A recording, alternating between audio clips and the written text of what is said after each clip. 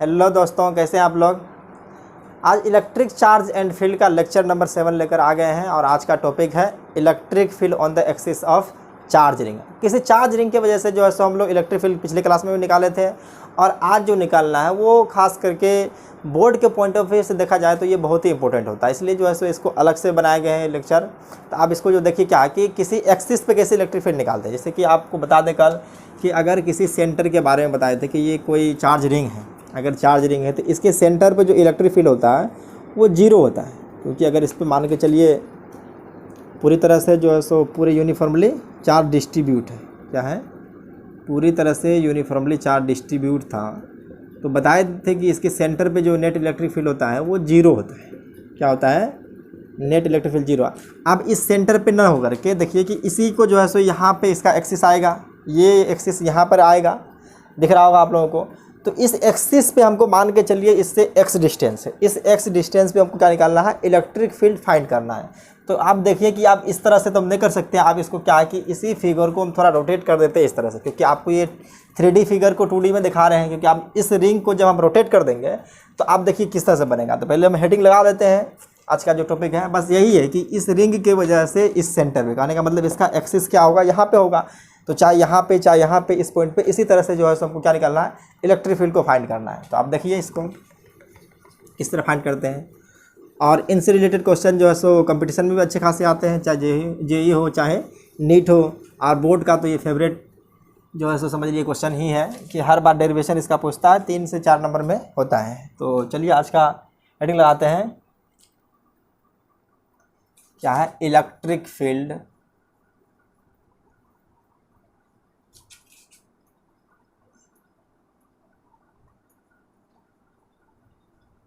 Electric field on the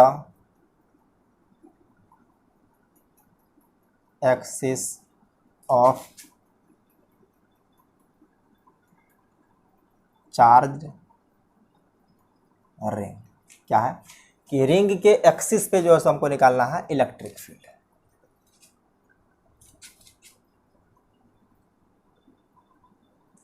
देखिए आप इसी रिंग को जो है सो हम पहले तो इस सब दिखाए थे, अब जो है सो हम इसको इसी रिंग जो जैसे यहाँ था ना, इसको आप टेढ़ा कर देते, मतलब 90 डिग्री क्लॉकवाइज जो है इसको एंटी क्लॉकवाइज मूव कर देते हैं। तो आप देखिए इसको किस तरह बनेगा। तो अब जो है सो हम इनको बना लेते हैं।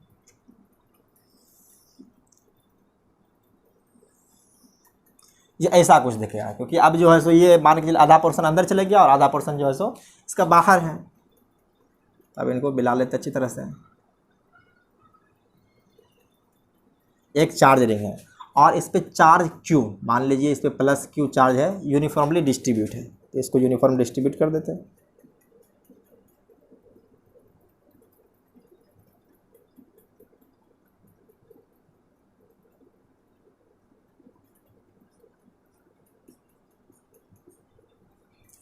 अब ये चार्ज जो है सो इसका कहीं ना कहीं इस पे मान के चलिए यहाँ पे बीच में सेंटर है और सेंटर से सर्कमफेरेंस को जोड़ने वाली जो लाइन होती है वो क्या होती है? रेडियस। तो मान लीजिए इसका रेडियस जो है सो क्या है? R है। जाहिर सी बात है, रिंग है तो इसका रेडियस R है। और इसके एक्सिस पे कर हमको इलेक्ट्रिक फील्ड फाइंड करने के लिए, मतलब इस पे मान के चलिए ये कोई एक्सिस है, मान लीजिए इस पॉइंट पे मान के चलिए ये P पॉइंट है और कहाँ से डिस्टेंस? सेंटर से डिस्टेंस है X। वही से बताए थे कि जिस तरह से जो हमारा चार्ज रिंग यहाँ पे दिखाए थे, तो उसके इस पॉइंट पे क्या कहते हैं? इस पॉइंट पे हम बता रहे थे कि यहाँ पे इलेक्ट्रिक फील्ड क्या होगा। तो उसी फिगर को जब हम रोटेट कर दिए 90 डिग्री से, तो अब हमको ऐसा कुछ दिखने लगा। अब इस पॉइंट पे निकालना है इलेक्ट्रिक फील्ड P पॉइंट पे निकालना है। तो ये क्या है? डिस्ट्रीब्यूटेड चार्ज है। आप पहले हम आपको बता देते हैं कि किसी मान के चलिए ये Q चार्ज था और इससे जो है सो R डिस्टेंस पे क्या है? इस R डिस्टेंस पे इलेक्ट्रिक फील्ड क्या निकालते थे? KQ/R²। लेकिन किसके लिए वैलिड था? ये पॉइंट चार्ज के लिए था। किसके लिए? ये सिर्फ पॉइंट चार्ज के लिए था। अगर डायरेक्शन बताएंगे तो अगर पॉजिटिव चार्ज है तो इस तरफ हो जाएगा, अगर नेगेटिव चार्ज तो इसके अपोजिट हो जाएगा। इसको जो है सो हम आपको डिस्कस कर चुके हैं। तो आप देखिए कि यहाँ पे कैसे निकालते हैं इलेक्ट्रिक फील्ड। तो कुछ नहीं करना है कि एक छोटा सा एलिमेंट जो सो DQ कट कर लेना है। एलिमेंट जो है सो एक DQ कट करना है। ये DQ पोर्शन के लिए जो इलेक्ट्रिक फील्ड होगा इसमें क्या होगा? DE होगा, तो टोटल चार्ज की वजह से इलेक्ट्रिक फील्ड ई है, तो छोटे से चार्ज जो है सो एक एलिमेंट लिए हैं, एक एलिमेंट लिए हैं डी क्यू।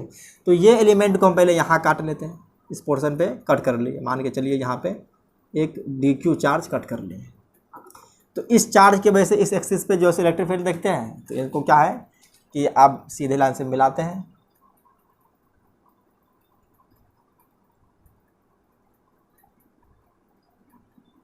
देखिए ये जो है सो ऐसे चलेगा।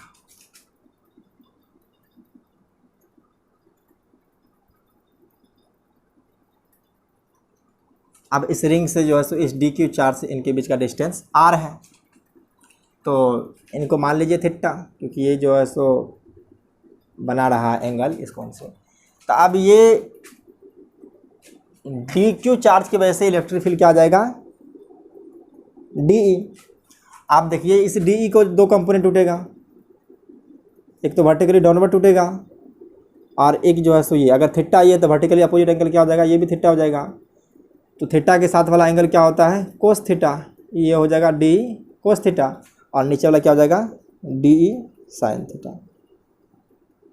अब देखते हैं कि इसके वर्टिकली अपोजिट, मतलब यहाँ पे एक सिमेट्री के अकॉर्डिंग देखा जाता है, यहाँ भी एक हम डी क्यू चार्ज कट कर लेते हैं। क्या करते हैं, डी क्यू चार्ज कट कर लेते हैं। तो इनके वजह से इलेक्ट्रिक फील्ड मान देखिए कि ऐसे आएगा, क्योंकि यहाँ से अगर मिलाया जाए चार्ज को, सिर्फ हम बता रहे हैं क्यों करेंगे, नहीं तो अगर कर देंगे तो फिर ज़्यादा ही फिगर जो कॉम्प्लिकेटेड लगेगा देखने में। तो इनके वजह से भी जो है सो दो कंपोनेंट टूटेगा। एक कंपोनेंट क्या टूटेगा, मान के चलिए फॉर एग्जांपल के तौर पे भी दिखा देते, फिर बाद में हम मिटा देंगे। तो ये भी आर डिस्टेंस होगा और यहाँ भी एंगल क्या हो जाएगा, थीटा ही होगा, क्योंकि ये एक्स डिस्टेंस सेम रहेगा और ये जो है सो रेडियस क्या कहते हैं, इसका रेडियस क्या आर ही रहेगा। तो दोनों की वजह से तो कुछ चेंज नहीं आता, एंगल भी क्या होना चाहिए, एंगल भी सेम ही होगा। तब इनका भी मान के चलिए ये हो गया डी, तो इसका कंपोनेंट एक इस तरफ आएगा और एक इस तरफ आएगा, तो ये क्या हो जाएगा, डी साइन थीटा, और ये इधर क्या आ जाएगा, डी कोस थीटा। तो आप देखिए डी कोस थीटा क्या होता है, ऐड हो जाता है, और ये डी साइन थीटा और डी साइन थीटा क्या हो जाएगा, कैंसिल हो जाएगा।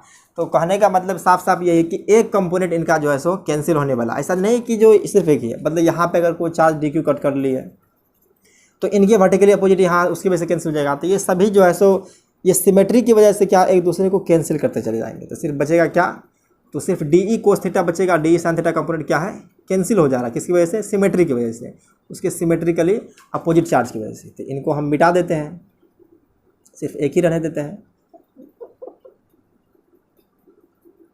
इस पी पॉइंट को ऊपर कर देते हैं, इस पॉइंट पी पॉइंट को ऊपर कर दिए।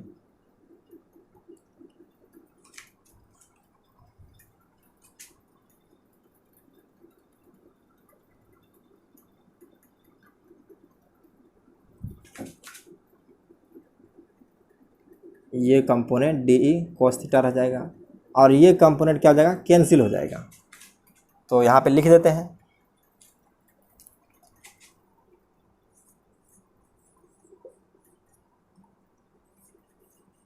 Component D E sine theta will get cancel due to symmetrically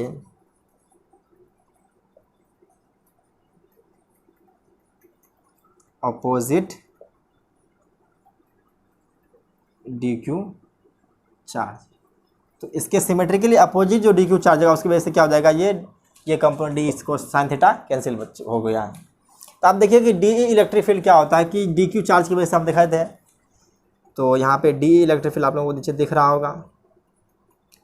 तो क्या है कि अगर हम एक छोटा सा पोर्शन चार्ज कट किए हैं डी क्यू, तो ये डी क्यू किसके तरह बिहेव करेगा, एक स्मॉल पॉइंट चार्ज की तरह बिहेव करेगा। तो पॉइंट चार्ज की वजह से इलेक्ट्रिक फील्ड निकालने के लिए हम देखेंगे, अगर किसी पॉइंट चार्ज की वजह से अगर आर डिस्टेंस पर निकालना हो इलेक्ट्रिक फील्ड तो क्या निकालते हैं, के क्यू बाय आर स्क्वायर होता है। तो इसी तरह से जो है सो ये छोटा सा पोर्शन हमारा डी क्यू जो है सो किसके तरह बिहेव करेगा, पॉइंट चार्ज की वजह से। और पॉइंट चार्ज की वजह से इलेक्ट्रिक फील्ड निकालने के लिए हमारे पास फॉर्मूला है, क्या हो जाएगा, के इंटू डी क्यू। आर क्या है, ये आर है, तो आर स्क्वायर। अब देखिए कि ये क्या पाइथागोरस थ्योरम से देखा जाए तो ये 90 डिग्री एंगल हो गया है और ये x है और ये r है, तो r स्क्वायर इक्वल टू क्या हो जाएगा, r इक्वल टू देख लीजिए हो जाएगा x स्क्वायर और प्लस r स्क्वायर का अंडर रूट। इसको जो है आप लोग देख लीजिए क्योंकि इसका आप इस्तेमाल करेंगे, तो इसको मिटा देते हैं। अब इस तरफ आते हैं।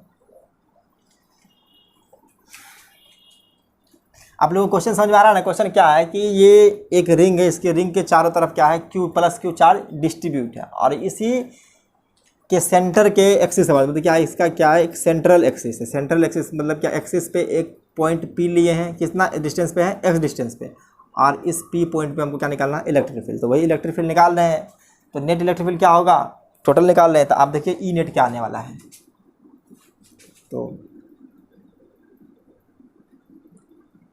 क्योंकि ई नेट जो आएगा वो डी ई का कौन सा कंपोनेंट आएगा, सिर्फ कॉस थीटा वाला आएगा, क्योंकि साइन थीटा वाला कैंसिल हो चुका है सिमेट्री की वजह से। तो डी ई कॉस थीटा, तो डी ई के बराबर क्या है, k d q by are square हो जाएगा, k d q divide by are square है इंटू कॉस थीटा। दिख रहा है आप लोगों को, बराबर दिख रहा होगा।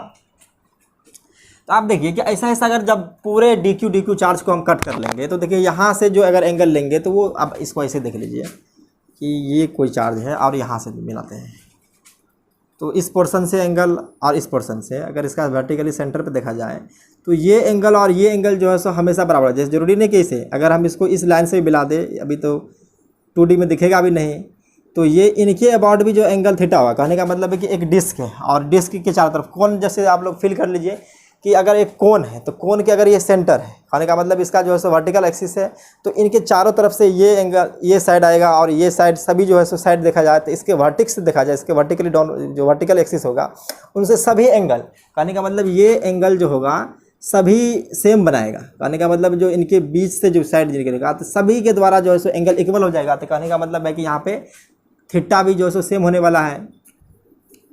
तो बस थीटा सेम होने के लिए हम आपको फील दिखा देते हैं कि अगर ये थीटा इस एक्सिस पे है तो ये हर जगह से पूरे एक्सिस पे होगा। पूरे एक्सिस पे होने की वजह से क्या है कि थीटा जो है सो चारों तरफ सेम ही रहेगा। तो देखिए फॉर प्रत्येक एलिमेंट, तो देख लेते हैं यहाँ पे क्या है, for each D Q element, प्रत्येक डी क्यू एलिमेंट में देखा जाए तो रेडियस तो चेंज होने वाला नहीं है और एक्स भी चेंज होने वाला नहीं है। तो देखिए पहले क्या है, एक्स हो जाएगा और कैपिटल, ये तो रेडियस ऑफ सेंटर किसका है, डिस्क का है, तो डिस्क का रेडियस कभी चेंज नहीं होगा। अगर ये आर इक्वल टू क्या, एक्स स्क्वायर आर स्क्वायर, तो दो कांस्टेंट का स्क्वायर करके रूट लिए तो वो भी क्या हो जाएगा, आर ही हो जाएगा। ये भी क्या है, ये सब कांस्टेंट, ये सब रहने वाला है सेम। और थीटा भी देख लीजिए, थीटा भी क्या हो जाएगा, सेम ही रहेगा, यानी कि सेम कांस्टेंट ही रहेगा। अब यहाँ पे देखिए कांस्टेंट क्या, के भी कांस्टेंट है, आर भी कांस्टेंट है, कोस थीटा भी कांस्टेंट है। तो आप निकालिए ई इक्वल टू क्या हो जाएगा, k cos theta r square integration of d q. आप देखिए डी क्यू चार्ज क्या है, मतलब डी क्यू जो है सो वही क्यू चार्ज को टोटल जो है सो हम कंप्लीटली कट कर लिए थे डी क्यू करके। आप टोटल को इंटीग्रेट कर देंगे तो ये क्या आ जाएगा, कैपिटल क्यू आ जाएगा। तो देख लीजिए ये आ गया है k capital q by are square और ये कोस थीटा। आप कोस थीटा निकालने के लिए देखिए ये क्या है कि एक राइट एंगल ट्रायंगल दिख रहा है जिसका जो है सो ये परपेंडिकुलर ये हो जाएगा, बेस एक्स और हाइपोटेनस आर है। तो कोस थीटा इक्वल टू क्या होता है, कोस थीटा इक्वल टू होता है बेस बाय हाइपोटेनस। तो देख लीजिए यहीं पे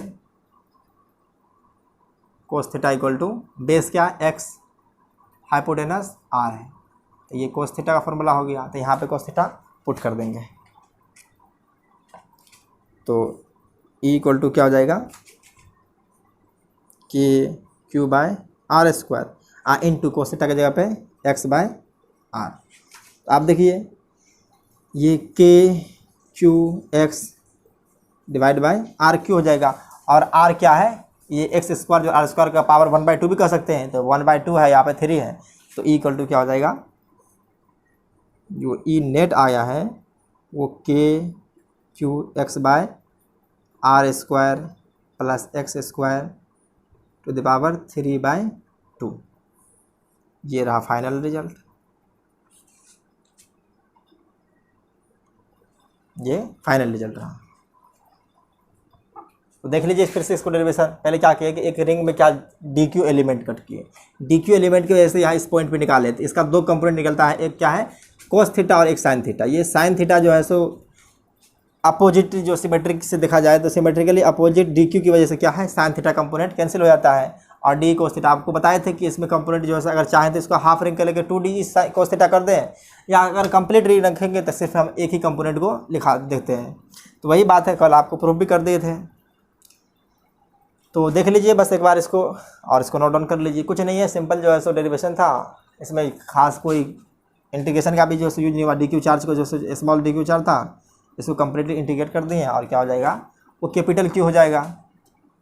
तो कैपिटल क्यू को बाहर निकाल लिए, ये आर स्क्वायर वैसे रह जाएगा, और कोस थीटा की जगह पे क्या रख दिए एक्स बाय आर पुट कर दिए हैं, और फिर जो है सो आर का वैल्यू जो है सो यहाँ से उठा करके ले आए हैं, X square plus R square अगर पुट किए हैं तो क्या हो जाएगा आर स्क्वायर एक्स स्क्वायर का पावर 3/2। तो ये नेट इलेक्ट्रिक फील्ड रिजल्ट रहा। अब इसको देखते हैं कि जब सेंटर पे हो तो जीरो आता है कि नहीं है। अगर सेंटर पे अगर नहीं रहे, इन्फिनिटी भी देख लेंगे, तो तीनों केस को डिस्कशन कर लेंगे। आप लोग लिखिए इसको,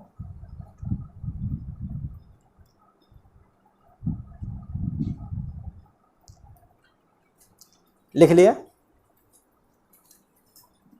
चलिए।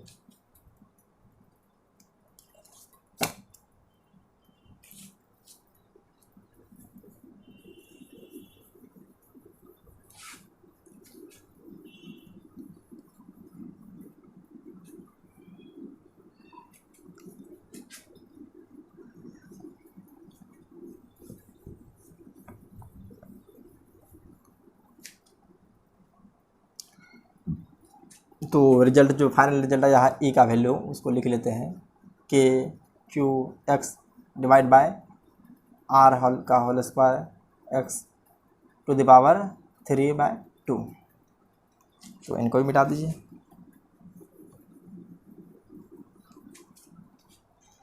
तो आप देखा जाए कि अगर ये इसके बारे डायरेक्शन के बारे में बात कर लेते हैं, इसका डायरेक्शन क्या होने वाला है। तो देखिए एक छोटा सा कट कर लेते हैं, ये प्लस है,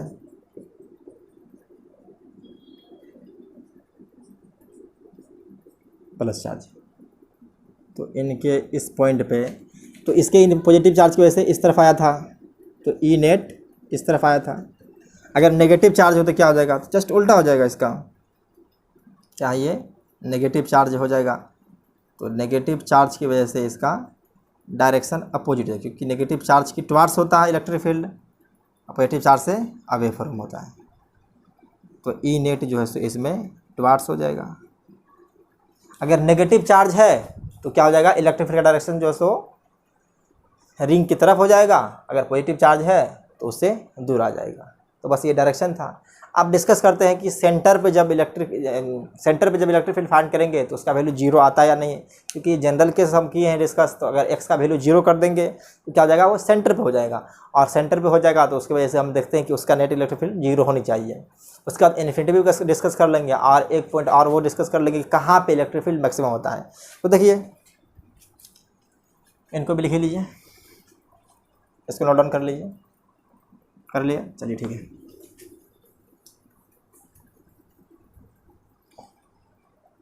तो एट सेंटर ऑफ रिंग, तो रिंग के सेंटर पे देखते थे, सेंटर पे क्या हो जाएगा, एक्स का डिस्टेंस जो एक्स इक्वल टू 0 हो जाएगा। तो अब यहाँ पे इलेक्ट्रिक फील्ड का फॉर्मूला लगाते हैं, के क्यू इंटू 0, ये हो जाएगा 0 डिवाइड बाय ये आर स्क्वायर ही रहेगा, प्लस 0 का स्क्वायर टू द पावर 3/2। तो नीचे वाला टर्म तो 0 नहीं हुआ, आर तो कुछ न कुछ होगा ही, मतलब कोई भी अगर पॉजिटिव नंबर को 0 से मल्टीप्लाई करते हैं तो 0 ही आता है। अब देखिए एट इन्फिनिटी, फार डिस्टेंस हो या इन्फिनिटी हो, at X very very greater than R, मतलब क्या कि ये फार पॉइंट के लिए हो गया, इसको कहते हैं फार पॉइंट। मतलब जब दूर से देखेंगे, तो अगर दूर से जब देखेंगे तब कोई एक पॉइंट चार्ज की तरह ये फील होगा, मतलब दिखेगा कि अगर यहाँ से देखें, मान के चलिए अगर बहुत दूर है, मीटरों में डिस्टेंस है, मान लीजिए 10 मीटर है, तो 10 मीटर होने की वजह से क्या होगा, वहाँ पे से हमको सिर्फ एक पॉइंट चार्ज की तरह वो दिखाई देगा। तो चलिए फार पॉइंट पे क्या हो जाएगा कि यहाँ पे देखिए यही फॉर्मूला है, तो R square X square belong कर देगा, क्योंकि एक्स पहले से बहुत बड़ा टर्म है, अब उसका स्क्वायर और बड़ा हो जाएगा, तो उसके सामने क्या है कि ये आर का वैल्यू लगभग जो है सो 0 रहेगा, तो वो एक्स स्क्वायर ही हो जाएगा। तो आप ई नेट देख लेते हैं far point.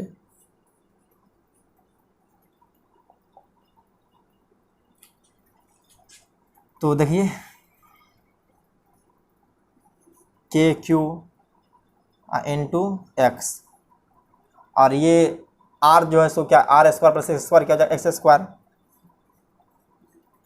X square power 3/2 है, और ये भी स्क्वायर है तो एक्स स्क्वायर कट जाएगा, तो ये हो जाएगा के Q X by X Q. तो अब एक्स इनसे कैंसिल होकर 2 आ जाएगा, तो क्या हो गया ये K q bye X square. ये किसकी तरह बिहेव कर रहा है, एक पॉइंट चार्ज की तरह, ये पॉइंट चार्ज की तरह बिहेव कर रहा है।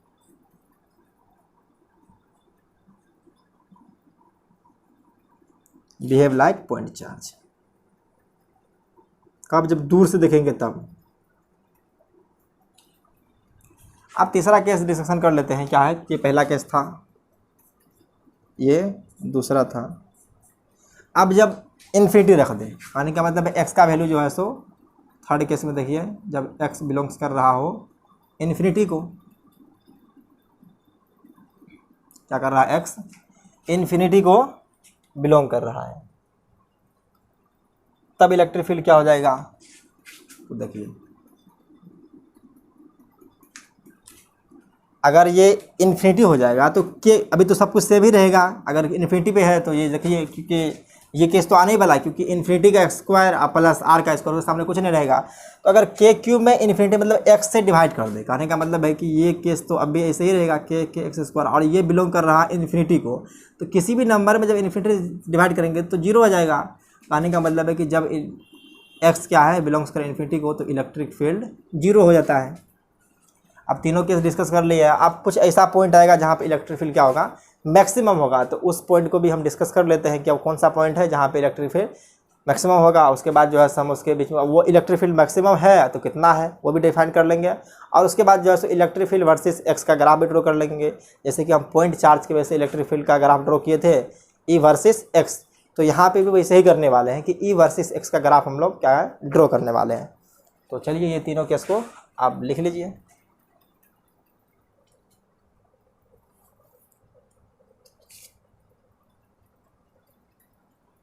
लिख लिए, चलिए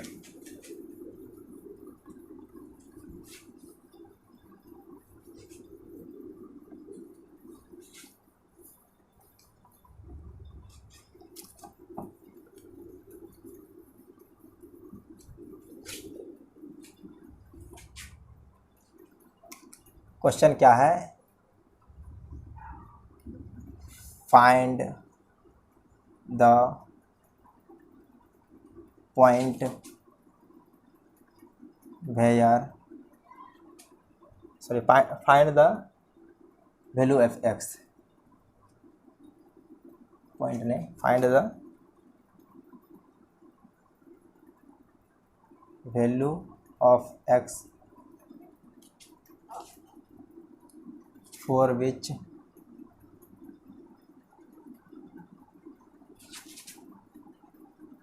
electric field is maximum,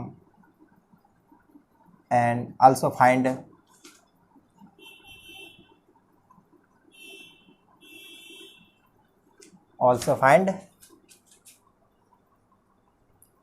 E max and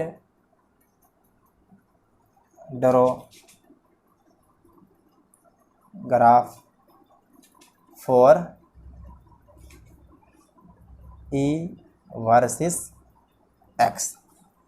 तो कह रहा है कि वो पॉइंट फाइंड कीजिए जहाँ पे इलेक्ट्रिक फील्ड क्या हो, मैक्सिमम हो, और साथ साथ इलेक्ट्रिक फील्ड मैक्सिमम कितना है वो भी बताइए, और उसके बीच इलेक्ट्रिक फील्ड और x के बीच ग्राफ भी ड्रॉ करना है। तो आइए देखते हैं पहले क्या है कि इलेक्ट्रिक फील्ड का फॉर्मूला क्या है, उसको क्या करेंगे, पहले मैक्सिमम कहाँ पे है उसको दिखाते हैं। तो देखिए सॉल्यूशन। तो इलेक्ट्रिक फील्ड का फॉर्मूला भी क्या आया था, अभी हम लोग निकाल चुके हैं कि इलेक्ट्रिक फील्ड है K Q x divide by are square plus X square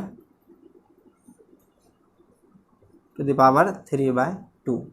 अगर ये इलेक्ट्रिक फील्ड किस पे डिपेंड कर रहा है, एक्स पे डिपेंड कर रहा था। अगर इसको मैक्सिमम होना है तो आने का मतलब है कि अगर ई मैक्सिमम होने के लिए इसको क्या चाहिए कि D E by D x, जब हम डी ई को डिफ्रेंशिएट करें किसके रिस्पेक्ट में, जब डी एक्स के रिस्पेक्ट में डिफ्रेंशिएट करें तो इसका वैल्यू 0 आना चाहिए, और उसके रिगार्डिंग जो है सो हमको एक्स का वैल्यू आएगा। उसी पॉइंट पे क्या है, ये इलेक्ट्रिक फील्ड का वैल्यू 0 है। तो आप दिखाइए निकालते हैं डी बाई डी एक्स, तो देख लीजिए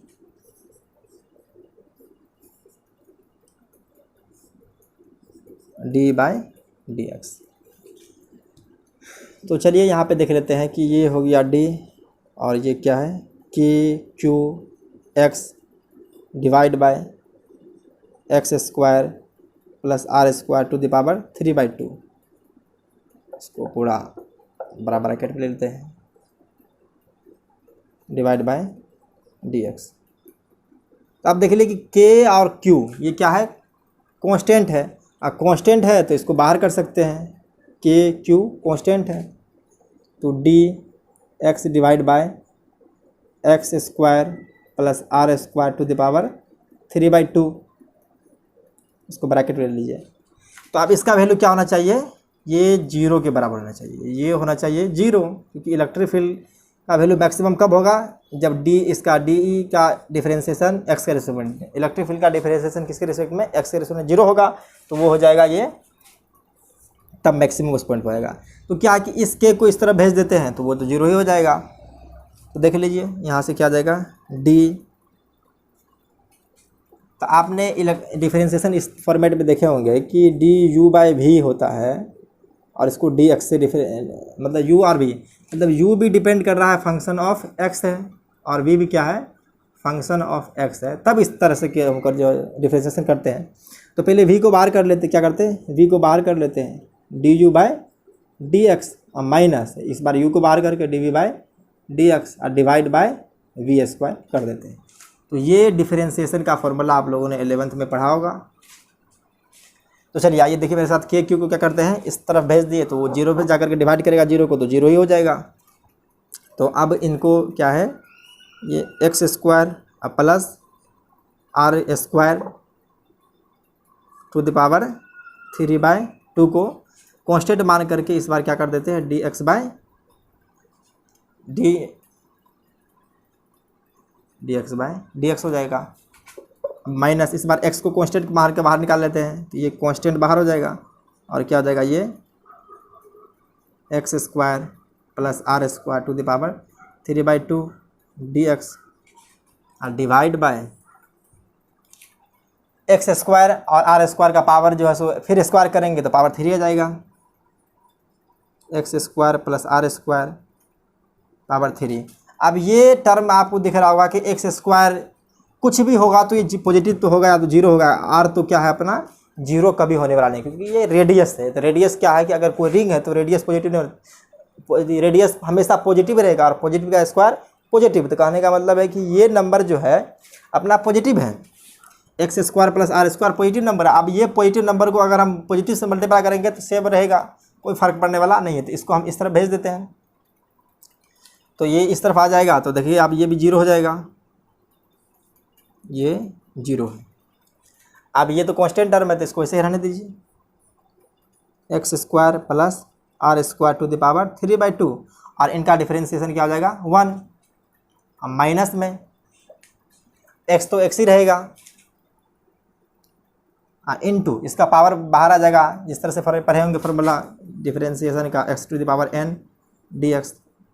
हालांकि बताने की जरूरत नहीं है, लेकिन जब बता रहे हैं तो इसको भी इस तरह होता है।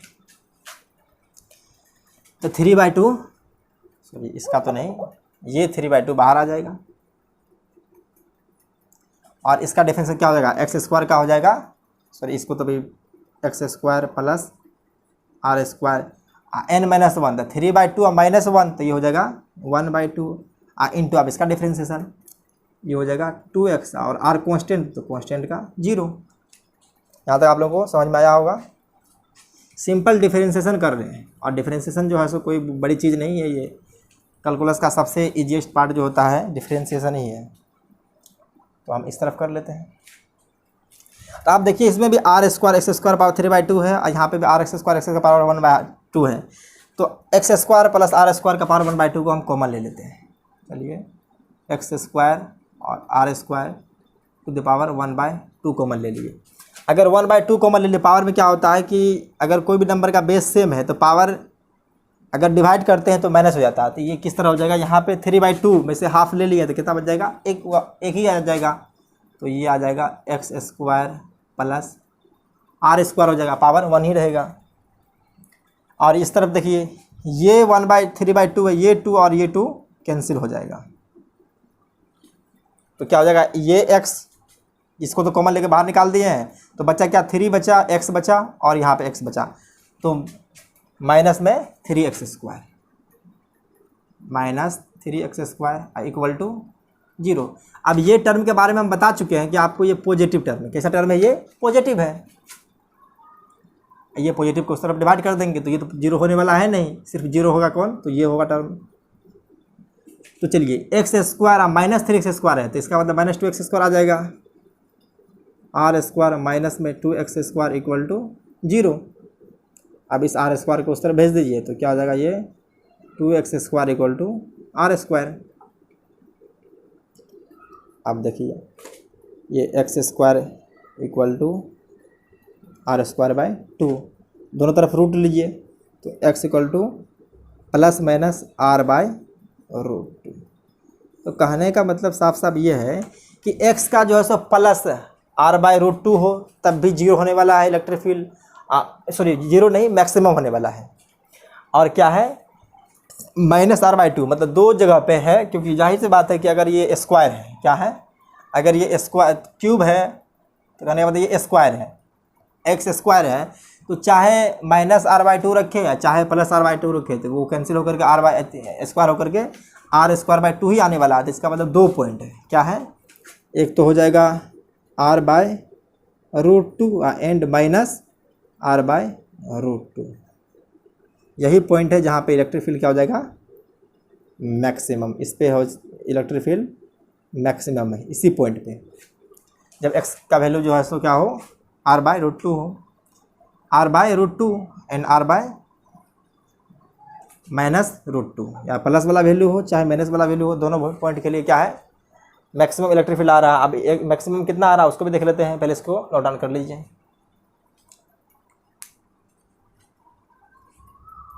लिख लीजिए, पॉज करके लिख लीजिए, ठीक है, मिटा इसको।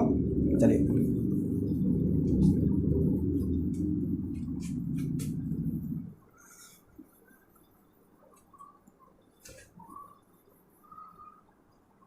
यहीं पे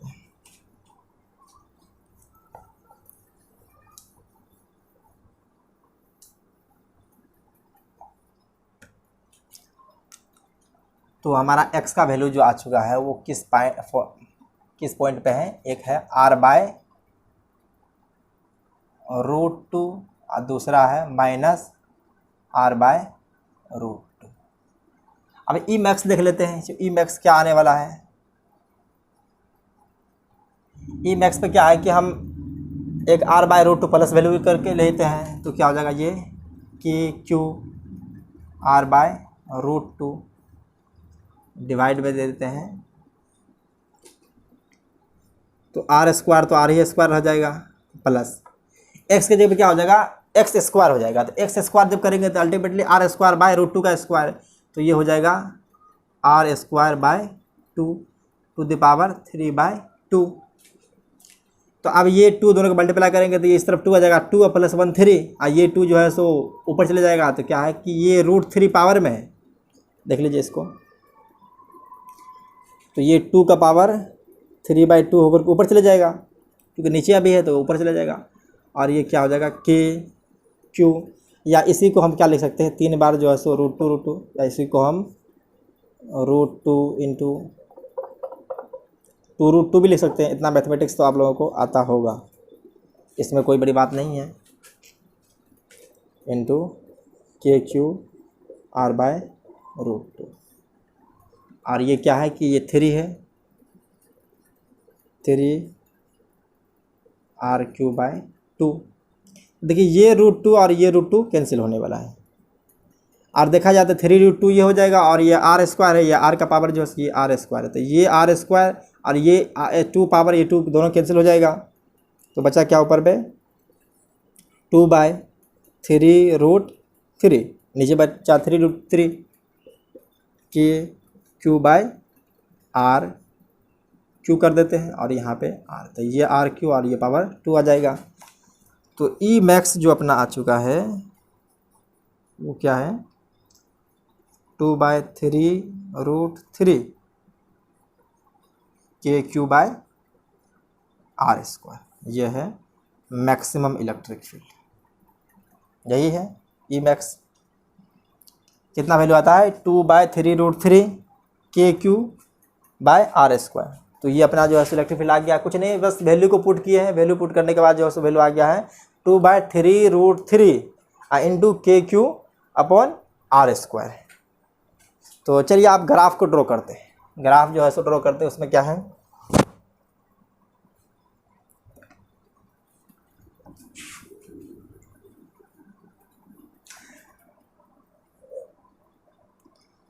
तो ग्राफ ड्रॉ करने के लिए हम एक एक्सिस लेके y पे और एक को लेंगे x पे।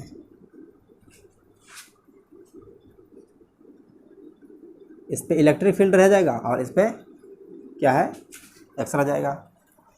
तो जब 0 था तब भी इलेक्ट्रिक फील्ड 0 था, जब इन्फिनिटी है तब भी 0। बीच में कहीं जो है R/√2 पे मैक्सिमम हुआ था, इधर -R/√2 पे मैक्सिमम। तो ग्राफ कहने का साफ साफ दिख रहा है कि ये ऐसे जाएगा और ये इन्फिनिटी पे क्या करेगा, उसको टेंस टू 0 हो जाएगा। आप देखिए इस तरफ तो इलेक्ट्रिक फील्ड पॉजिटिव था, कहने का देखिए अगर इस पॉइंट पे रखेंगे, अगर ये क्या है हमारा यहाँ पे रिंग रख देते हैं, अगर ये कोई चार्ज रिंग था, चार्ज रिंग था,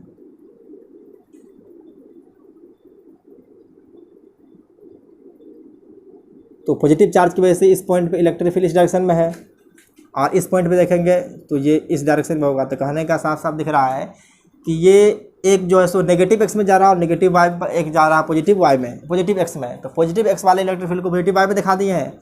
तो अब क्या करेंगे, इसको नेगेटिव में दिखा देंगे, जो नेगेटिव वाला है। तो यहाँ पे क्या आ जाएगा, ये यहाँ से 0 आ जाएगा, तो ये मैक्सिमम, और फिर जो है ये मतलब इसका सिमेट्रिक जो है सो नीचे आ जाएगा इस तरफ।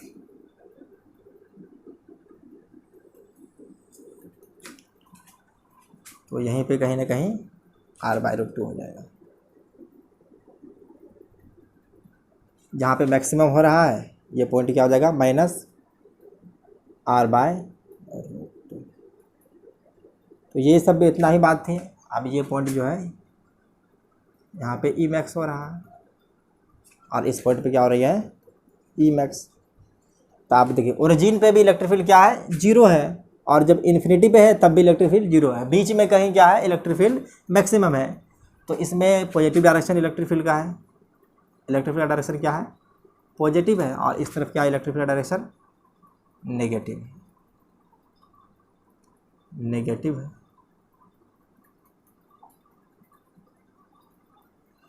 तो ये ग्राफ रहा और मैक्सिमम रहा। तो आज की क्लास में बस इतना ही था, एक छोटा सा टॉपिक था जिसमें जो है हम डिस्कस कर चुके हैं कि electric field due to charge ring की वजह से उसके एक्सिस पे कहाँ पे होता है इलेक्ट्रिक फील्ड। तो इलेक्ट्रिक फील्ड का फॉर्मूला क्या है, हमको इलेक्ट्रिक फील्ड का फॉर्मूला अगर देखा जाए तो ये आया था K = KQX divide by √x² R² का पावर 3/2 था। तो इसको ऐसे कर देते हैं पावर 3/2, यही आया था डेरिवेशन करके, और उसके बाद ये ग्राफ ड्रॉ करके आया है। तो आज के लिए बस इतना ही था, आज छोटा सा पार्ट था, इसको आप लोग देख लीजिए। इसमें कोई ऐसा पॉइंट नहीं जो आपको समझ में नहीं आया होगा। उम्मीद करते हैं कि पूरी तरह से क्लियर हो गया होगा। तो आज के लिए बस इतना ही। Take care, good day.